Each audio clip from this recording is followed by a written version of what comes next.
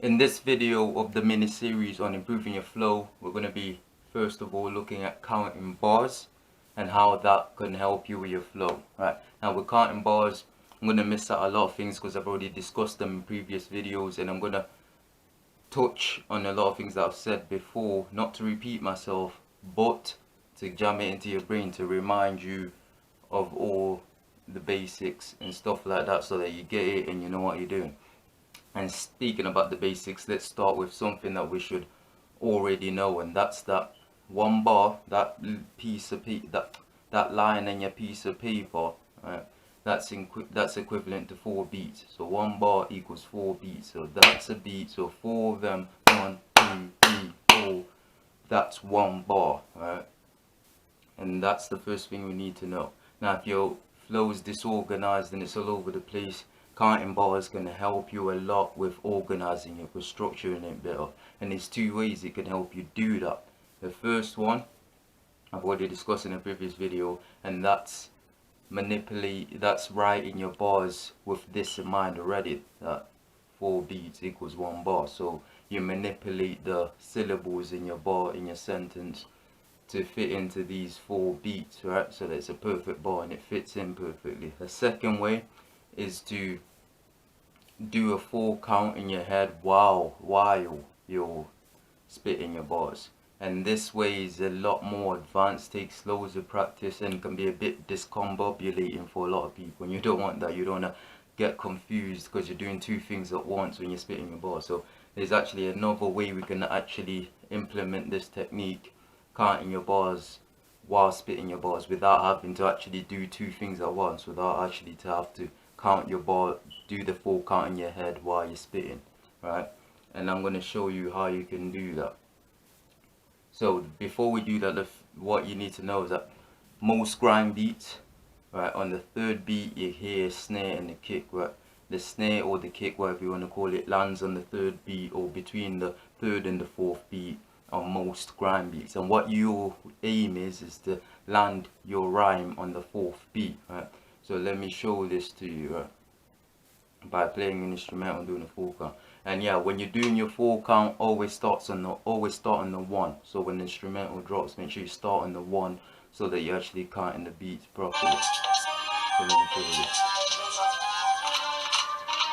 1, 2, 3, 4. 1, 2, 3, 4. 1, 2, 3, 4. 1, 2, 3, 4. 1, 2, 3, 4. 1, 2, 3, 4. Right, you can hear there on the 3 you heard the kick, the snare, whatever, right?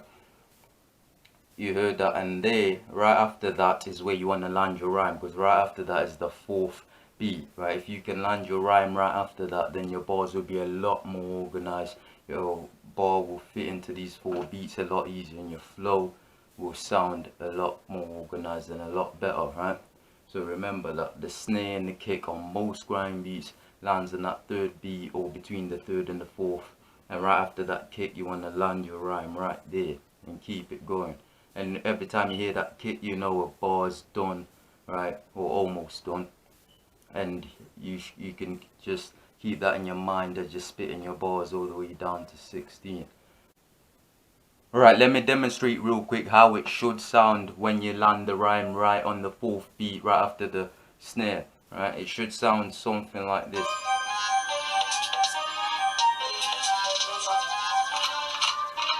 I hear a beat and I'm eager to spit. I'm murking that guy cause the geezer is shit. I'm high in the sky, you're deep in the pit. I'm making MCs weep and then quit. Right, it should sound something like that. As you can hear with those 4 bars, the rhyme landed right after that snare on that 4th beat. Right, and with these bars, I don't know if you can see, but those 4 bars, those 4 lines are relatively short, right? Short lines, short bars, because like I said, writing your bars with this in mind, that the bar fits into 4 beats, helps as well. Instead of trying to figure it all out once you've already wrote it and then put it on the instrumental like that. Now once you've done all that, you've mastered counting beats, which with a bit of practice shouldn't take too long. It's straightforward. You can fit your bars into 4 beats, right, for a whole 16. You're more organized. What I like to do from there to get adventurous and play around with my flow is I'll manipulate the 4 count. I'll play around with that count which will allow me to play around with my rhythm and my flow, right? So let me give you a couple of examples and demonstrations of what I mean, right? So I might do something like this if I'm playing around.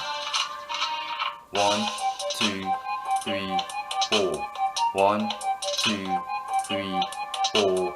1, 2, 3, 4. 1, 2, 3, 4. Or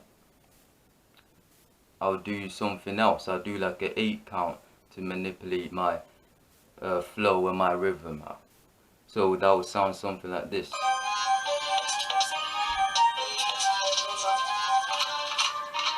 1, 2, 3, 4, 5, 6, 7, 8. 1, 2, 3, 4, 5, 6, 7, 8. 1, 2, 3, 4, 5, 6, 7, 8. 1, 2, 3, 4, 5, 6, 7, 8.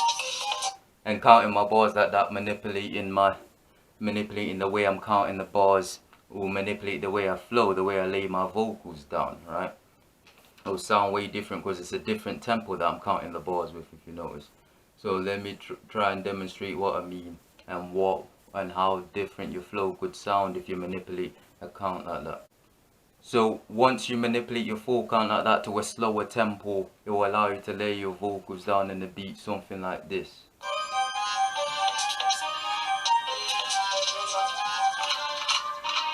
We're not the same, I'm higher than you, cause when I'm on the mic I'm working. While you laid out watching TV, I'm in the booth straight murking.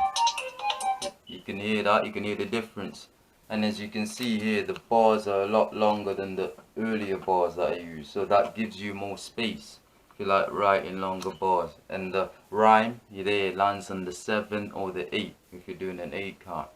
And that's how you can manipulate your flow and sound different on an instrumental, just by manipulating your full count. But remember the basics first. You have to master measuring a 16 and doing it the way I showed you before, starting bang on the 1 as soon as the instrumental starts. That's important. So you gotta make sure as soon as the instrumental drops, you're counting 1, 2, 3, 4, and then to keep track of the full count in your head while you're spitting your bars, just listen out for that snare. Right after that snare is where you're landing your rhyme. Right. Well, I hope this video helped you on understanding counting beats a lot more and improving your flow.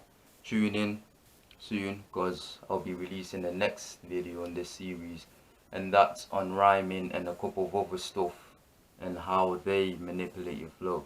Right, so tune in for that. If you like this video, if you like what you're seeing, subscribe, share and like.